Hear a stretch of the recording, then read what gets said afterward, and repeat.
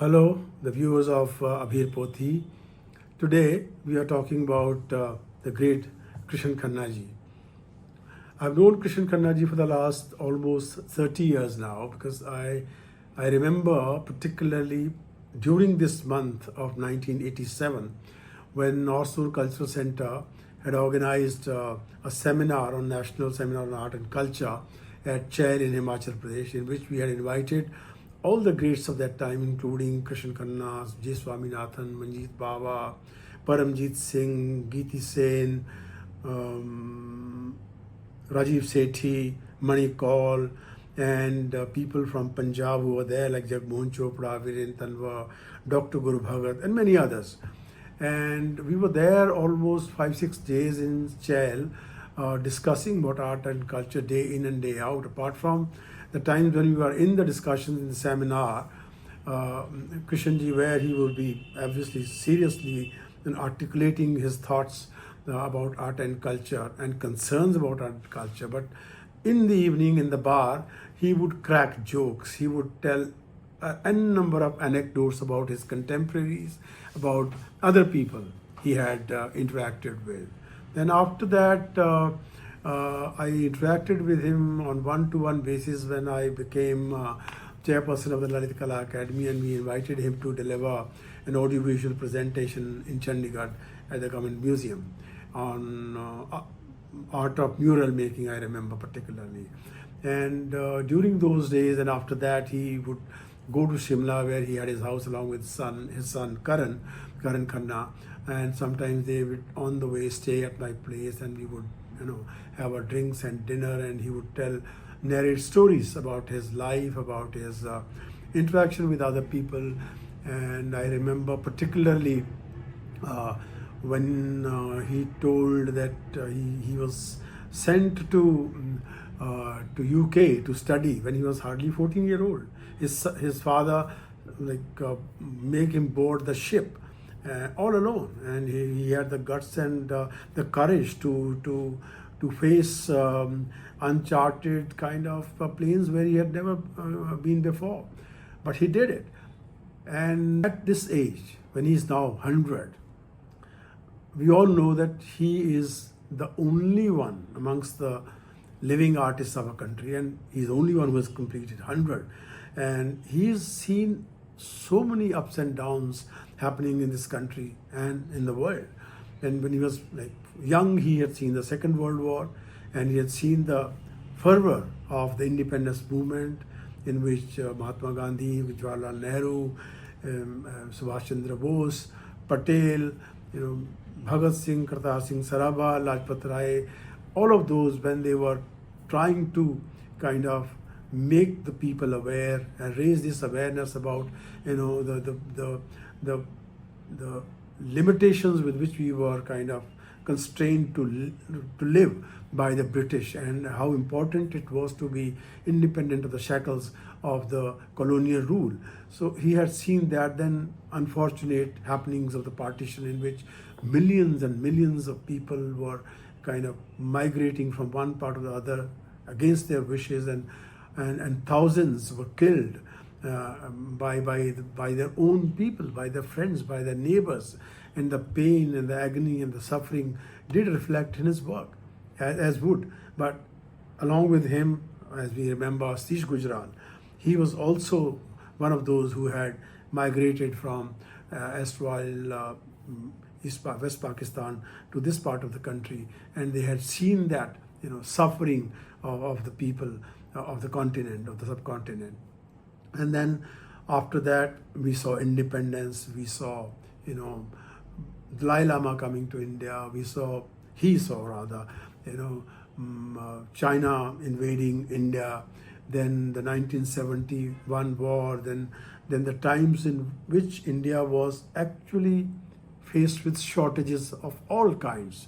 I remember as a child, if we would go to have a cup of tea at the tea shop, the tea was for 25 paisa. So 25 paisa change was not available.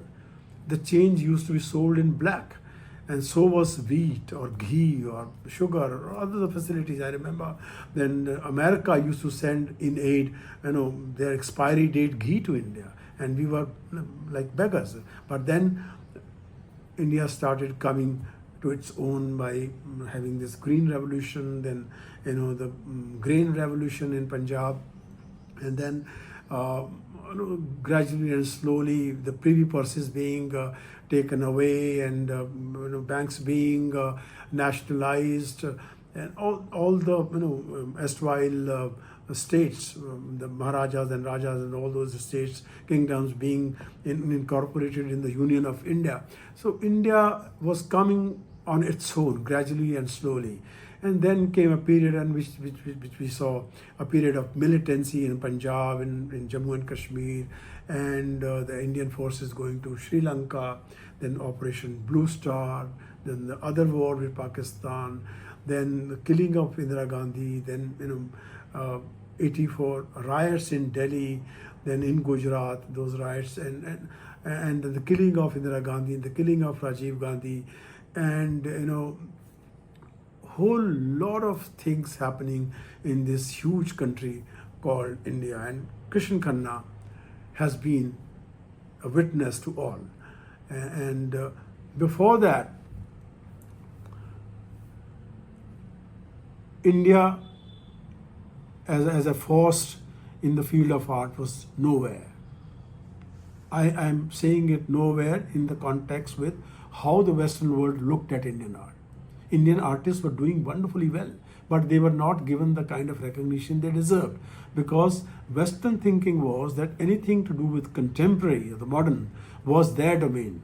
That the people coming from these poor or so-called underdeveloped or developing countries, they were good at their earlier art, which was like traditional art or miniature painting and stuff like that. But in terms of thinking, because the contemporary art was all related to thinking about developing new ideas, new scientific ways of living, and India, they thought, was far behind the West, and therefore Indian artists were not represented in any of the biennales or triennales or or galleries or museums. It is only after the economic opening of the India by late Prime Minister Manmohan Singh under the leadership of then Prime Minister Narasimha Rao that Indian art started booming a little bit, and Indian art started getting recognition in the Western circles of art. That is the time. And the previous time, you remember a person who's come from an affluent family, Krishen Khanna, leaving a lucrative banking job to become an artist. Takes some guts to do that, because that is the time when artists were hardly recognized. Artists were surviving either doing some petty jobs or as teachers of art or painting sarees, etc., etc. But they would hardly be able to survive on art. And at that time, to take that decision to leave a lucrative job and join this field of art was something daring. And Krishen Khanna did it, because that was the time when artists were artists because they wanted to be artists, because they want to do art, nothing else. And it's not like today when you become an artist, you have commerce in your mind. At that time, the commerce was the last thing.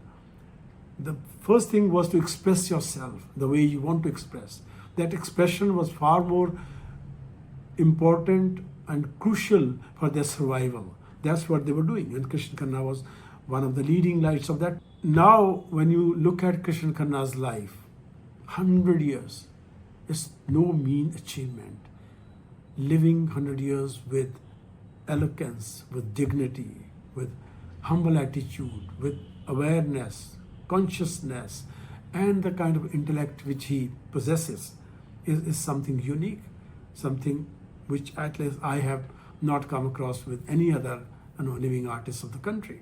And so Krishen Khanna has seen it from it all, from a vantage point. Ups and downs, events which were kind of,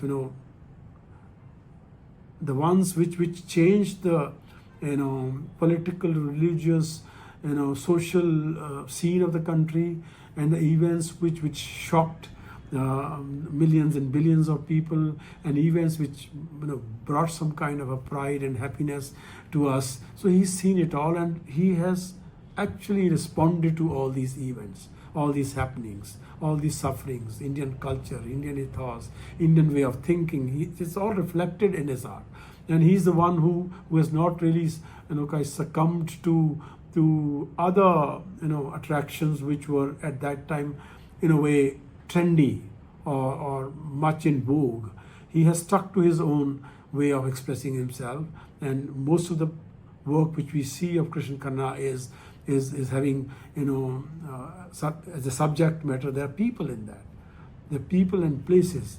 So his palette is full of colors, and sometimes it's black and white. It's full of melancholy. It's full of celebration. It's full of love and affection and caring and empathy, and you can feel pain in his painting. So he's actually developed an idiom of his own, which he has stuck to. He's not really succumbed to those temptations of trying this and that, here and there. He's been doing whatever he's been doing consciously, but also intuitively. The amount of talent he possesses as a creative person is actually helped him develop this idiom and this grammar and this vocabulary. And I am totally and completely in awe of him. And as a person, he's such a dear and admirable person that sometimes he especially after COVID, he would call. Certainly he would call. Diwan, यार तू phone नहीं करता, कभी कभी phone ही कर लिया कर, चंगा लगता है गप्पा शप्पा मार के. He's so senior to me, and I am such a junior artist in front of him. But look at his kind of affinity and sense of care. He probably wanted to know about my well-being rather than telling his own stories. That was his way of approaching me. He would call, why don't you call me in between? I feel good when you call. So this is Krishen Khanna, and I'm sure that all of us are so elated and so happy, and we are jubilant. We are celebrating his 100 years, and as we all know that he's still painting, and he still has that creative urge and zeal and discipline to go and paint those canvases which he loves so dearly. And we all wish him not only happy 100 years, but also many more years of healthy, happy and creative life. Thank you.